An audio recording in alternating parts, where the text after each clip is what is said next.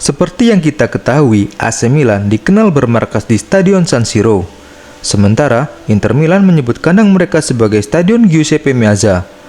Namun yang sering membuat banyak orang bingung, sebenarnya San Siro dan Giuseppe Meazza adalah satu stadion yang sama.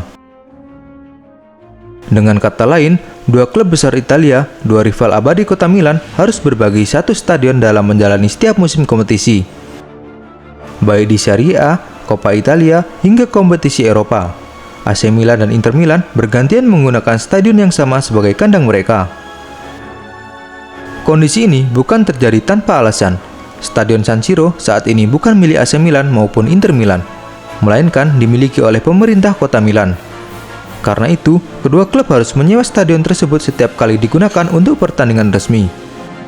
Fenomena menyewa stadion dari pemerintah sebenarnya bukan hal asing di Italia.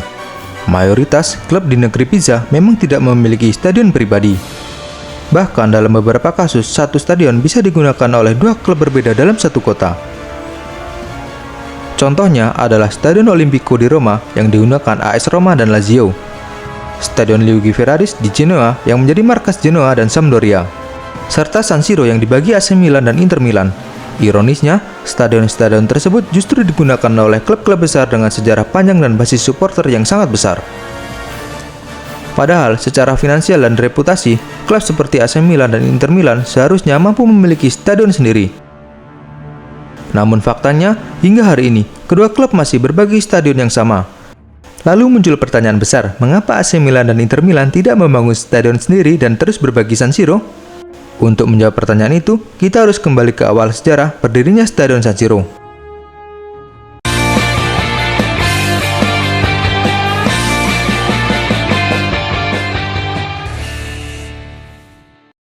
Pada awal berdirinya, AC Milan belum memiliki stadion tetap. Klub ini pertama kali memainkan pertandingan sepak bola di lapangan trotter yang terletak dekat stasiun kota Milan. Seiring berjalannya waktu, popularitas AC Milan terus meningkat dan jumlah penonton yang hadir ke stadion pun semakin besar. Kondisi tersebut membuat manajemen AC Milan menyadari bahwa mereka membutuhkan stadion yang lebih besar dan lebih layak untuk menampung para pendukungnya. Setelah beberapa kali berpindah lapangan, akhirnya AC Milan mengambil keputusan besar membangun stadion sendiri. Pembangunan Stadion San Siro dimulai pada tahun 1925, berlokasi di distrik San Siro, salah satu kawasan di kota Milan. Dana pembangunan stadion ini berasal dari kantong pribadi Piero Pirelli, yang saat itu menjabat sebagai presiden AC Milan. San Siro dirancang sebagai stadion khusus sepak bola tanpa lintasan atletik. Hal ini cukup unik pada masanya, karena sebagian besar stadion di Italia masih menggunakan lintasan atletik. Namun keputusan ini diambil karena di distrik San Siro sudah terdapat lintasan pacuan kuda yang juga bisa digunakan untuk olahraga atletik.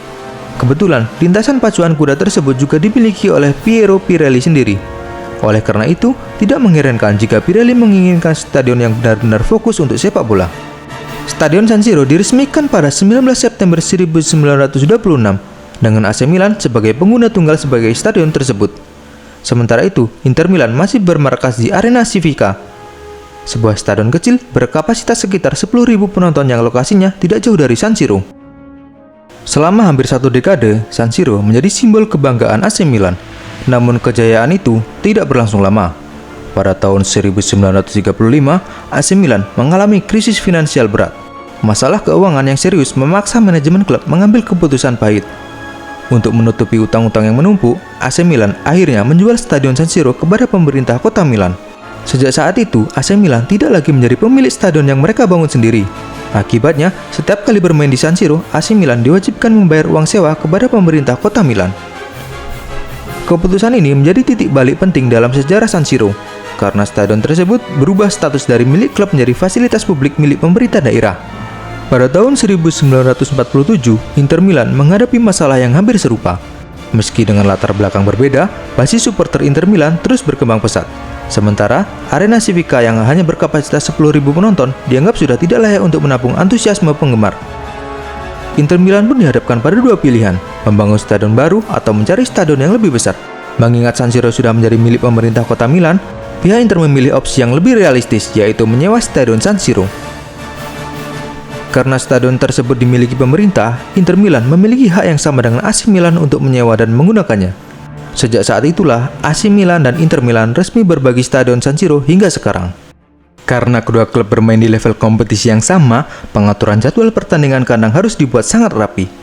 Biasanya, jika AC Milan bermain di kandang pada satu pekan, maka Inter Milan akan bermain tandang dan begitu pula sebaliknya.